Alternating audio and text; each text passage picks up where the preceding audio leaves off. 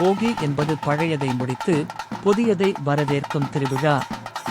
இந்த நாளில் விவசாயிகள் தங்களது பழைய பழக்கங்களை, பழைய சாதனங்களை, பழைய உடைகள் மற்றும் பழைய பொருட்களை எரித்து அகற்றி புதிய தொடக்கத்திற்கு ஏற்பாடு செய்கிறார்கள்.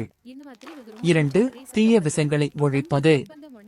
போகி குத்து, போகி கம்பம் அல்லது போகி தீபம் எனப்படும் அணிகலன் களஞ்சியத்தை எரித்து தீய விஷங்களை அழிப்பதாகவும் பொருள்.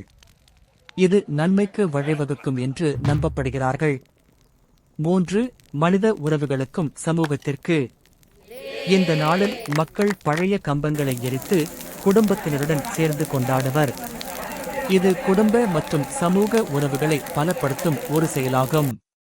4. புதுமையின் வரவேற்பு. போகி கொண்டாட்டத்துடன் அடுத்த நாளான பொங்கல் வருகிறது.